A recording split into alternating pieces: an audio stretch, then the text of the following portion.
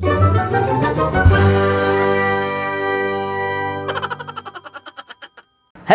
मैं हूँ अर्श बारसिया। आप सबका स्वागत है। क्लास 8 चैप्टर 2 चल रहा है, ब्रिटिश रूल इन इंडिया, जिसका एक पार्ट हमने पढ़ लिया था। सेकंड पार्ट में हमें जाना है और पूरी एग्रीकल्चरल कंडीशन जो है, चाहे वो सिल्क की हो, कॉटन की हो, इंडिगो की हो, उस सब के बारे में ये सेकंड पार्ट डेडिकेटेड है। ये पार्ट जैसे ही ख़त्म होगा आपको कंडीशन ऑफ एग्रीकल्चर पता चल जाएगी, और लास्ट पार्ट में जो ट्राइबल जो लोग थे उसकी सिचुएशन के बारे में पढ़ेंगे। तो सबसे पहले तो यही बात देख लेते हैं कि after gaining civil power in Bengal में सिविल पावर ले लिया, मतलब सिविल राइट्स उसे मिल गए, मतलब जो टैक्सेशन है उससे उसकी जो रेवेन्यू है उसे कलेक्ट करने का राइट उसे मिल गया। किसको? ब्रिटिशर्स को। तो अब उसका मेन ऑब्जेक्टिव क्या था ईस्ट इंडिया कंपनी का? To procure items from India which were, जो चीज़ें इंग्लैंड में डिमांडिंग है उस चीज़ों को वेस्ट बंगाल से उठाना है। जो चीज़ें यूरोप में, जो चीज़ें इंग्लैंड में रिक्वायर है, वो यहाँ से उठाओ। ये मेन ऑब्जेक्टिव, मेन उसका गोल, मेन उसका पर्पस बन गया था ब्रिटिश ईस्ट इंडिया कंपनी का बंगाल में पावर लेने के बाद। दे थस एस्टेब्लिश, इसीलिए उन्होंने अपनी ऑथोरिटी ओवर, कहाँ पे ऑथोरिटी एस्टेब्लिश करी? ऐसे एरिया में तो कोई ऑथोरिटी एस्टेब्लिश नहीं करेगा जहाँ से कुछ मिलता ना हो। तो जहाँ से ज़्यादा से ज़्यादा चीज़ें मिले, ज़्यादा से ज़्यादा मुनाफा, प्रॉफिट मिले। देखो, over the prosperous region of that time, उस समय का बहुत ही ज़्यादा समृद्ध प्रॉस्परस रीजन हुआ करता था बंगाल। बंगाल मतलब आज का बिहार, उड़ीसा और बंगाल, उस समय का पूरा एक ही एरिया था। उसके ऊपर अपनी ऑथोरिटी जमाए रखी। The company wanted to establish, पूरी मोनोपोली जमाना चाहता था। मोनोपोली मतलब उस एरिया में बंगाल, यूरोप कहाँ चला गया, बंगाल, उड़ीसा एंड बिहार, उस समय पे इन 3 स्टेट, जो उस समय पे एक ही स्टेट था, वहाँ उसके अलावा, मतलब ईस्ट इंडिया कंपनी के अलावा कोई होना ही नहीं चाहिए। That is called monopoly. और उस पूरी जो एग्रीकल्चर लैंड है पूरे बंगाल में, उसके ऊपर खुद का ईस्ट इंडिया कंपनी का ही हक होना चाहिए बस, और कोई राइट किसी का नहीं होना चाहिए। पूरे एग्रीकल्चर मार्केट के ऊपर वो अपना हक जताना चाहता था। Agricultural products were among the essential items to be exported to England. कई सारी ऐसी चीज़ें थी जो बहुत ही ज़रूरी थी इंग्लैंड के मार्केट में, वो यहाँ से एक्सपोर्ट करना शुरू करना था। सो द कंपनी ने कोशिश करी टू कमर्शियलाइज एग्रीकल्चर। इंडिया का जो एग्रीकल्चर है वो इंडिविजुअल था, इंडिविजुअल पर्सन खेती करता था, इंडिविजुअल पर्सन जाता था हर रोज़ खेती के लिए, और जो भी कमाता था खुद के लिए रखता था। अब उस खेती को, उस एग्रीकल्चर लैंड को ईस्ट इंडिया कंपनी, ब्रिटिशर्स पूरा कमर्शियलाइज करना चाहता, मतलब मैक्सिमम प्रॉफिट उससे मिले, और वो जो एग्रीकल्चर की जो फसल है उसे आउट ऑफ इंडिया, इंग्लैंड में, इंग्लैंड के मार्केट में, यूरोप के मार्केट में बेचना चाहता था। That is called commercialisation. Products mainly कौन कौन सी थी जिसे ब्रिटिशर्स चाहते थे कि इंग्लैंड जाए? Indigo, cotton, raw silk, opium, एक तरह का अफीम, ड्रग होता है, नशा चढ़ाने वाला, और पेपर, मसाला। चलो समझते हैं सिचुएशन क्या थी एग्रीकल्चर का जो कमर्शियलाइजेशन हुआ उसकी। उसमें पहला रॉ सिल्क। 18th सेंचुरी की बात करें तो रॉ सिल्क इंग्लैंड में 2 कंट्री से आता था। 18th सेंचुरी की बात करें तो इंग्लैंड में रॉ सिल्क, कच्चा सिल्क 2 कंट्री से आता था, इटली और स्पेन से। और इसीलिए ईस्ट इंडिया कंपनी ने क्या सोचा, यदि बंगाल से हमें रॉ सिल्क मिल जाता है और सिल्क की जो भी खेती होती है, एग्रीकल्चर होता है, उसके ऊपर यदि हमारा कंट्रोल हो जाता है, देन ब्रिटेन को इटली और स्पेन से रॉ सिल्क मंगवाने की कोई ज़रूरत नहीं पड़ेगी, उसके ऊपर डिपेंड नहीं रहना पड़ेगा। Thus by the end of 19th century खत्म होते होते कंपनी ने अपना डोमिनेंस, मतलब अपना हक, एक तरह से आप समझ लो, सिल्क की जो भी खेती होती थी एग्रीकल्चर बंगाल में, पूरे एरिया में, बिहार, उड़ीसा में, उसके ऊपर अपना हक जमा लिया। और इटली और स्पेन से जो भी ब्रिटेन में रॉ सिल्क आता था उसके ऊपर डिपेंड रहना छोड़ दिया। फार्मर्स को अत्याचार भी करते थे रॉ सिल्क उगाने के लिए, ब्रिटिश ईस्ट इंडिया कंपनी को ही बेचने के लिए उसके ऊपर अत्याचार किए जाते थे, उसे मजबूर करा जाता था, उसे विवश करा जाता था। ये रोसिल की बात हो गई। अब इंडिगो, इंडिगो की सिचुएशन क्या है? Indigo was a substance used in dyeing. Dyeing मतलब पूरा रो, मतलब मसलिन कपड़े के बारे में हमने पढ़ा था आगे। मसलिन जो वाइट एकदम कपड़ा होता है, प्लेन कपड़ा वाइट कॉटन का, उसे कलर करने के लिए, ब्लू शेप में ऐसे कलर करने के लिए इंडिगो का यूज़ होता था। इंडिगो ब्लू होता है। उसके जो प्लांट्स है वो वार्म रीजन्स में, जहाँ धूप होती है उस रीजन में ज़्यादा उगते थे। इसकी डिमांड ज़्यादा थी, पूरे वर्ल्ड में उस समय पे डिमांड थी। इंडिया का इंडिगो जो था ना, वो क्यों इतना स्पेशल था, क्यों फेमस था? क्योंकि use to shine brightly on the cloth. क्योंकि क्लॉथ के ऊपर यदि इंडियन इंडिगो से कलर किया है, रंग करा है, तो वो ज़्यादा शाइनिंग मारता है, ज़्यादा चमकता है दूसरे कंट्री के इंडिगो की कंपैरिजन में। Such brightness was absent in other indigo. दूसरे कंट्री से इंडिगो तो आता ही था, इंडिगो तो हर जगह से आता था, पर वो चमक नहीं मिलती थी जो इंडियन इंडिगो से मिलती थी। और उसी से अट्रैक्ट हुए ब्रिटिश ईस्ट इंडिया कंपनी वाले गोरे। Indigo was use to dye cotton cloth. 1790 की बात है। तब तक क्या होता था, European countries were importing indigo दो जगह से नहीं, एक जगह से मंगवाते थे, कैरेबियन कंट्रीज से। कैरेबियन कंट्री मतलब जहाँ वेस्ट इंडीज़ वगैरह जो कंट्रीज है, वहाँ से 1790 तक वहीं से मंगवाते थे सारे इंडिगो। पर जैसे जैसे प्रोडक्शन डाउन हुआ तो इंडियन इंडिगो की डिमांड बढ़ गई। एक तो चमकता था और अच्छा भी था और सस्ते में मिलता था, क्योंकि खुद की हुकूमत थी ब्रिटिश वालों की, कौड़ों की। Therefore, the British settled the Europeans in the territories under their rule in India and started increasing the production of indigo. देखो ब्रिटेन ने क्या करा कि अपने यूरोपियंस को जहाँ इंडिया में इंडिगो की खेती होती हो वहाँ भेज दिया और कहा कि कंट्रोल कर लो सारी इंडिगो की एग्रीकल्चर लैंड और यहाँ एक्सपोर्ट करो। There were two system of indigo production के लिए इंडिया में दो सिस्टम थी। एक सिस्टम का नाम है नीज, दूसरे का नाम है रैयती। दो सिस्टम, नीज एंड रैयती। उस तरह ये दो कॉन्ट्रैक्ट है एक तरह के, जो फार्मर के साथ किए जाते थे। एक मार्क के लिए आ सकता है।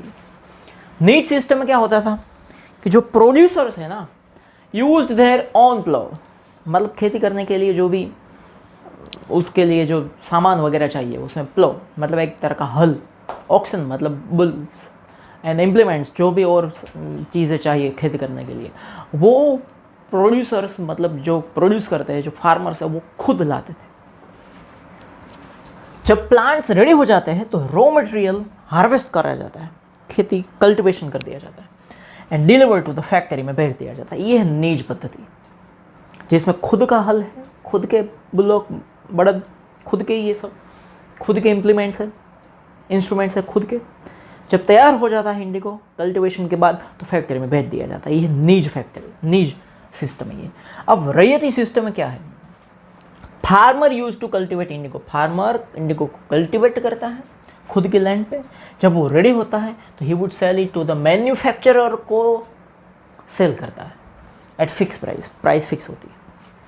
In this method manufacturer gave loan to the farmer. इसमें जो मैन्युफैक्चरर है वो फार्मर को लोन देता है कि आप इंडिगो उगाओ।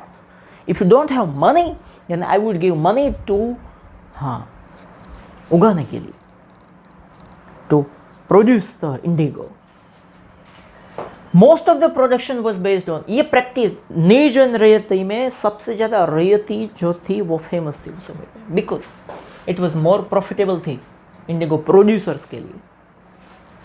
तो मैन्युफैक्चरर जो है वो लो प्राइस फिक्स करता है। जब इंडिगो का कल्टिवेशन होता है ना, तब प्राइस रो इंडिगो की एकदम लो में फिक्स कर देता है। फार्मर्स को फोर्स किया जाता है कि इस लो प्राइस पे आप हमें इंडिगो बेच दो, क्योंकि पहले से मैन्युफैक्चरर ने उसे लोन दे रखी है। यदि वो लोन टाइम टू टाइम नहीं चुकाएंगे तो उसे इंटरेस्ट रेट के साथ बहुत ही ज़्यादा पैसा देना पड़ जाएगा। इससे अच्छा है कि लो प्राइस तो लो प्राइस बेच दो तो माथा कुट मटे। इफ एनी फार्मर, कोई यदि फार्मर रिफ्यूज़ करता है कि नहीं इतनी रो प्राइस में तो हम नहीं बेचेंगे, ही वाज परसिक्यूटेड, मतलब उसे उसके ऊपर दबाव डाला जाता है, उसके ऊपर अत्याचार करा जाता है। And his crop would be destroyed, और उसका क्रॉप पूरे पूरे फार्म में यार इंडिगो लगा हुआ है, क्या होगा, इसे उसे डिस्ट्रॉय करते थे। In order to maintain the fear of the producers on the farmers के ऊपर प्रोड्यूसर का फियर बनाए रखने के लिए, मूवी में डायलॉग आता है ना, डर बना रहना चाहिए, डर है तो ही सब कुछ है। डर बनाए रखने के लिए क्या करते हैं, कंपनी के जो एसोसिएट्स हैं, मतलब कंपनी के जो ब्रिटिश ईस्ट इंडिया कंपनी के जो उच्च अधिकारी है, ऑफिशियल्स है, वो कैरीड आउट वेरियस माल प्रैक्टिसेस, मतलब वो भी काल मेल सब कुछ करते थे, कुछ सुनते बुनते नहीं थे। वो मिली भगत उसकी थी प्रोड्यूसर्स के साथ, मैन्युफैक्चरर्स के साथ। They kept fake accounts, fake account रखते थे, कंपनी को कुछ और अकाउंट देते थे, अपने अकाउंट कुछ अलग थे। As force farmers to grow crop beneficial to them, ताकि फार्मर्स के ऊपर दबाव डाला जाए और खुद के लिए वो बेनिफिशियल बने। रूलर्स ऑफ द कंपनी के जो रूलर्स थे, जो कंपनी चलाने वाले थे, इट्स ब्यूरोक्रेट्स, मतलब उसके टॉप लेवल के जो ऑफिशियल अधिकारी थे, वो the Indigo growers were accomplished so the farmers complaints were not heard। Farmers के साथ बहुत ही बिगड़ा हुआ बर्ताव किया जाता था, उसे फोर्स किया जाता था, उसके ऊपर अत्याचार करे जाते थे। तो फार्मर्स कई बार कंप्लेंट लेके ईस्ट इंडिया कंपनी के उच्च अधिकारियों के पास जाते थे, पर वो कुछ सुनते ही नहीं थे, क्योंकि वो मिले हुए होते थे ये मैन्युफैक्चरर्स के साथ, इसलिए उसकी कोई कंप्लेंट सुनी नहीं जाती थी। ड्यू टू दिस डिससेटिस्फेक्शन, इस डिससेटिस्फेक्शन के, क्योंकि पहले तो 1, 2 या 3 फार्मर्स को डिससेटिस्फेक्शन हुआ होगा कि उसके साथ ये हो रहा है, अत्याचार हो रहा है, फिर तो ये वो फैल गया डिससेटिस्फेक्शन, और इसी की वजह से इंडिगो रियोट्स हुए, बड़ा इंडिगो का रियोट्स हुआ। कब? 1959-60 1859-60 के बीच 2 साल में बड़े रियोट्स हो गए। यहाँ इंडिगो खत्म, अब है cotton. Indigo was an important cash crop. East India का बड़ा कैश क्रॉप क्या था एक मार्क के लिए? इंडिगो। सिमिलरली ईस्ट इंडिया का जैसे इंडिगो है एक बड़ा cash crop, important cash crop, वैसे वेस्ट इंडिया मतलब गुजरात साइड का, महाराष्ट्र साइड का सबसे बड़ा कैश क्रॉप था cotton. East India Indigo, waste India cotton. 1780s की बात है। ईस्ट इंडिया कंपनी उसके कुछ फेवर्ड, मतलब वो जिसकी फेवर करते हैं वैसे मर्चेंट्स, मतलब व्यापारी, मतलब बिजनेसमैन, उन्होंने कॉटन प्रोड्यूसिंग रीजन जो इंडिया में और चाइना में थे उसके ऊपर कंट्रोल जमा दिया, पूरी कॉटन लैंड के ऊपर अपना control. The company was forcing farmer को, भाई वही फोर्स सेम जो इंडिगो में करा जाता था कि आप मार्केट प्राइस है उससे कम दाम में हमें बेचो, उसके ऊपर दबाव डाला जाता था, अत्याचार किया जाता था, फोर्स किया जाता था। फार्मर्स वर रूइंड, मतलब फार्मर्स को पूरी तरह से डिस्ट्रॉय कर दिया गया, as they did not get a fair price. यदि वो कॉटन की फेयर प्राइस, मतलब जो वो तय करे वो नहीं देते थे, खत्म, ये कॉटन खत्म। इसके साथ साथ sugar cane, T, opium, paper and condiments, वो भी कैश क्रॉप है, थे इंडिया के, अभी भी है। ब्रिटिश मिस यूज करते थे अपना पॉलिटिकल पावर को ये क्रॉप को कम दाम में खरीदने के लिए। Farmers were given advance credit, planting करने के लिए, उगाने के लिए पहले से क्रेडिट लोन दिया जाता था, और उसे टाइम टू टाइम चुकाने के लिए एक टाइम दिया जाता था। यदि वो टाइम पे नहीं चुकाए तो डबल या फिर 3 गुना या फिर इतना लगान वगैरह आपने सुना ही होगा। इसीलिए टाइम टू टाइम पे करने के लिए कम दाम में भी अपने क्रॉप्स को बेच देने पड़ते थे। आफ्टर द फार्मर्स बिकेम, फिर फार्मर धीरे धीरे डेप्टर बन गए, मतलब उसके ऊपर कर्जा हो गए। Cash crops were bought from them to it, फिर लोअर प्राइस में ही खरीदेंगे merchants. As a result traders made huge profit. जो ट्रेडर्स थे जो फार्मर्स के पास से खरीदते थे और कंपनी को बेचते थे, ऐसे वो बीच के वाले ब्रोकर्स, ट्रेडर्स, वो बड़ा प्रॉफिट मार्जिन गेन करने के बाद रिच बनते गए।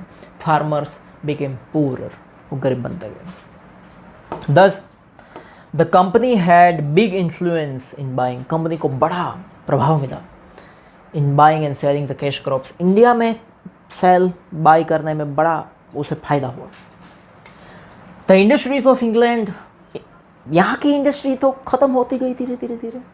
ये सारा रॉ मटेरियल इंग्लैंड पहुँचाया जाता था। एकदम सस्ते दाम में। इसीलिए इंग्लैंड की जो इंडस्ट्रीज़ है वो प्रॉस्परस होती गई, क्योंकि रॉ मटेरियल इंडिया से आता था। Therefore, the company wanted to establish अपनी ऑथोरिटी पूरे इंडिया में जितने भी कैश क्रॉप्स हैं उसके ऊपर जमा दी। Consequently, इसके साथ साथ a large number of farmers became landless farm laborers। पूरी तादाद में जो फार्मर्स खुद की जमीन के ऊपर खेती करते थे और प्रॉफिट करते थे, उसकी जमीन भी बिक गई और वो फार्म के एक सामान्य लेबरर्स बन के रह गए। तो ये थी पूरी कंडीशन ऑफ एग्रीकल्चर।